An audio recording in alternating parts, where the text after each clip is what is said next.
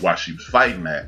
That was the only time we ever even spoke of. So his team probably had the most positive outlook possible, and was hoping for the best. But again, it is a testament to the people around him. It was always in the back of his mind. It was in the back of his mind, like no, it probably wasn't, because you don't think about it. You try to, I mean, until you experience it, it's kind of hard to explain. You don't think about it. You just, hey, you dealing with what you're dealing with. You know, I had to learn how to give my mom chemo at home, so I'm not thinking, oh man, and this gonna save her life, and if I don't do this, she's going to die.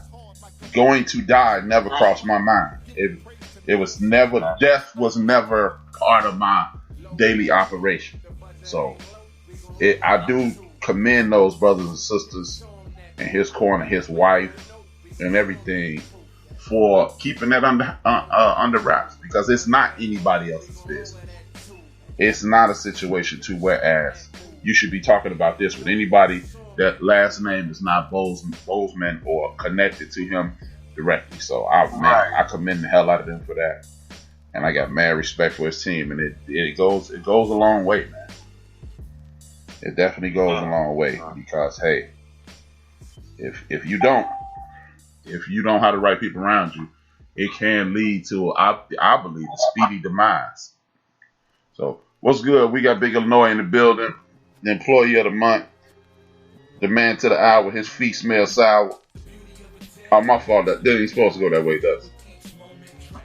Hey man, you can call me the employee of the hour or the month or whatever, but I'm still for you. You ain't getting nothing. What's going on, brother? And you still on probation while you talking. Another day, another dollar. Yeah, man, I was listening. What y'all was saying about the brother Chadwick, man. That was I mean, we don't know these people personally, so that was kind of tough.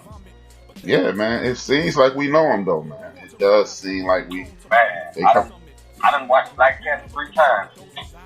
Like, just cause, like, I gotta, like, in this aspect, yeah, like you said, we don't know him personally, but we felt it.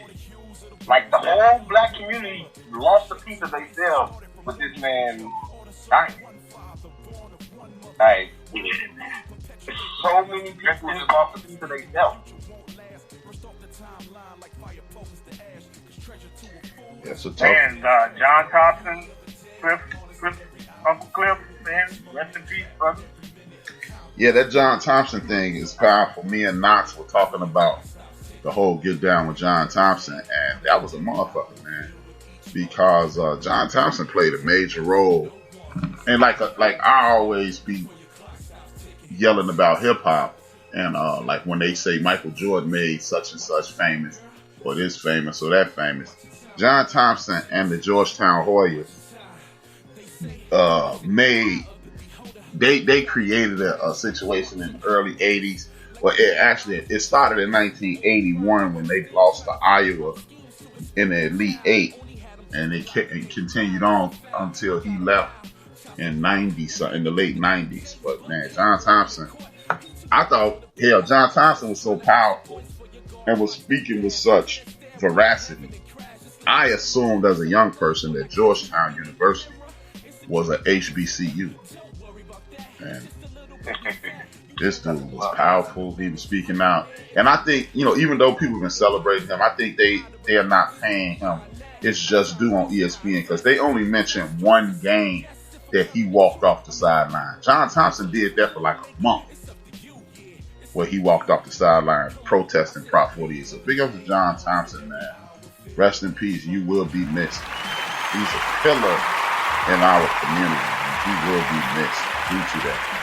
Him, and even I want to celebrate Luke Olson too, man, because Luke Olson came to Chicago and pulled a bunch of dudes out the hood and had them playing for University of Arizona, where otherwise, damn well wouldn't have been no brothers in Arizona. And what people don't remember is he had MLK on their jerseys. And so big ups to Luke Olson for that. And this is when the state of Arizona, him being the highest paid state employee of Arizona, and had MLK on their warm-up jerseys and things like that. That speaks volumes when this state don't even want to acknowledge that this man, that Dr. King deserves a day. And he was like, fuck what y'all talking about. So big up to Lute Olson. Like Ant said, big up to Cliff Robinson. Played 18 years in the league. Left UConn. And man, it's a rough week in the sports world, man. But in the black community, man. Definitely been a rough week. Definitely been a rough week, man. Yeah, man, and it was a rough week. Motherfucking White Sox in first place. By the time, yes, terrible week, man. He did no talent, and yes, by the time I get to Arizona on that Public Enemy tip, and yes, the White Sox are in first place. To hell with all the Cubs fans and all you Cubs fans that thought the White Sox was not gonna be killing it. Wrong, wrong, wrong, wrong. Wrong, wrong, wrong, wrong. You're wrong. You're wrong. You're wrong. What y'all think about the NBA being they starting back up? When that OKC Houston game was pretty nice. CP3 came through, but other than that, there's been some boring ass games, man. To put it lightly. Why the fuck getting boring, man? Why you think they're boring? It's boring. Yeah, I'm hating, man. You got to unplug the video game? Mac did come out Friday. Oh, okay. I thought she was watching a 2K simulation instead of a basketball game. That's why I'm like, oh, maybe it was. That's what it looked like, though. It's real, man. Oh. Hey, but you know what, man? I gotta say something, man. I gotta give Jimmy Butler his props, man, because Jimmy Butler wasn't playing like that when he was here in Chicago. But he is, especially in these playoffs, man. He just took over from Miami, man. Yeah, Jimmy. Me and a couple people talking about that yesterday. I feel that Jimmy Butler, he can be the man as long as everybody around him is at the same level, or at least a level below him. If he has one person that has a little bit more talent than him, it's gonna be a problem. If that makes sense. Because like when he was fighting with Derrick, back to fight with Derrick Rose, I mean that could have worked. He wanted to be the man. You not the man. You wanted to be the man in Philly. You not the man. You can be part of it, but you're not the man. And in Minnesota, I don't know what happened in Minnesota. I think them dudes was just soft. It was just soft. Plain and simple. Like, I don't think none of us could have fixed it. No, man, look. Carl Anthony Towns needs to go to the Wizards and get some heart or some courage. Damn. I mean, it's true. It's like, there's no way for you to be that big and not try to dominate and just want to, like, we talked about that a week or two ago. You know, these big men said he's trying to jerk out and shoot these jumpers. When you could be dominant, you can still score them 3 points by getting in the hole, getting them 2 points. You're going to get fouled. Get the free throw. 2 birds with 1 stone. You scoring, and you getting in the foul trouble. Hold on 1 second. I want to address something Big Mo said. Big Mo said my pops is stage 4. He fought so hard to the point where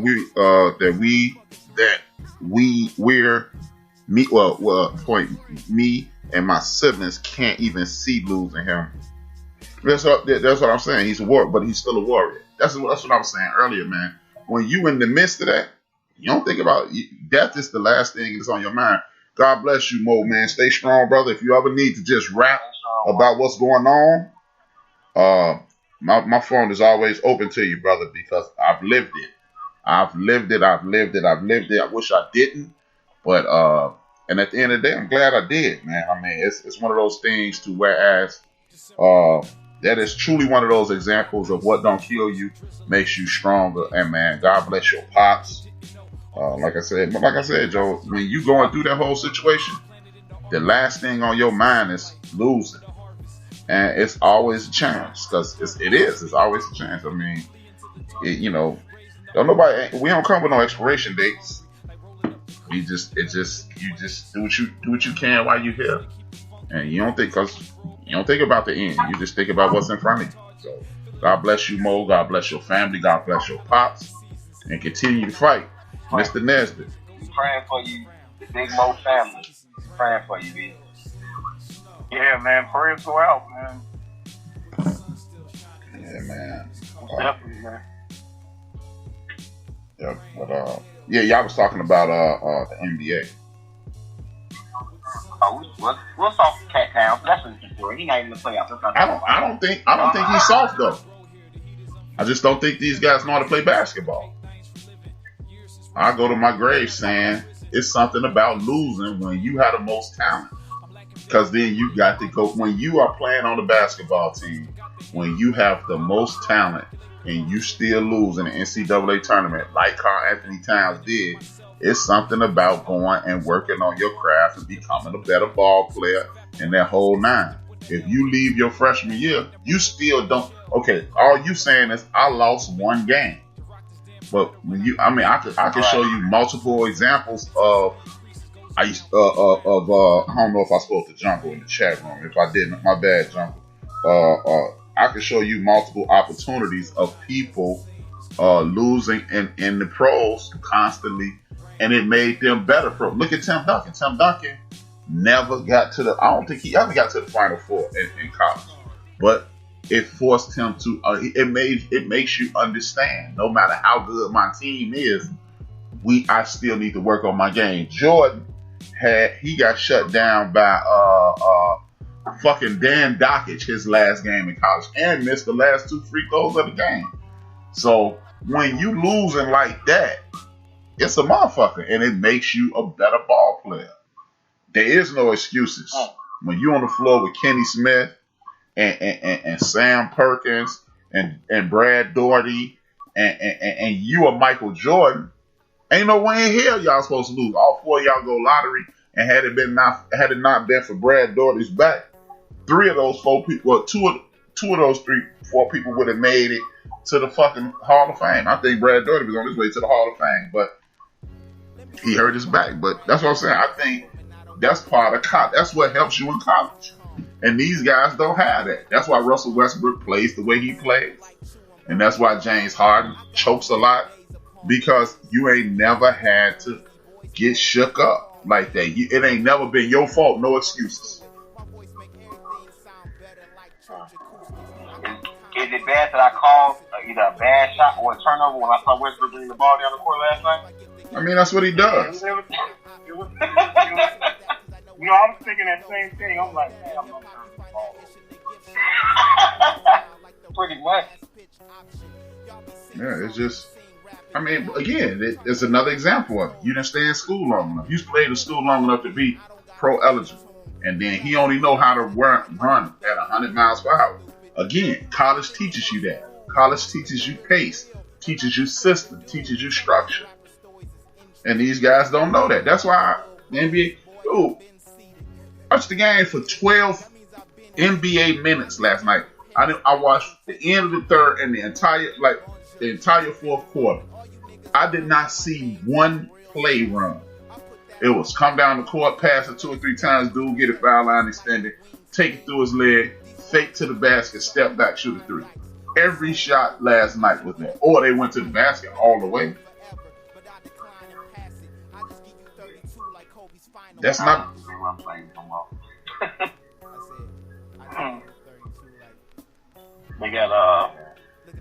They got that get the ball and wheel offense. Yeah, pretty much. Bro, think about it. That last shot that Chris Paul hit, it was an awesome shot to hit. But that was a dumbass shot. You 5'10", 6 feet tall, take a step back, fall away, 3 with a hand in your face. That shit is stupid. Because they don't run no plays and the shit is chaotic. and it's kind of insane, man. It's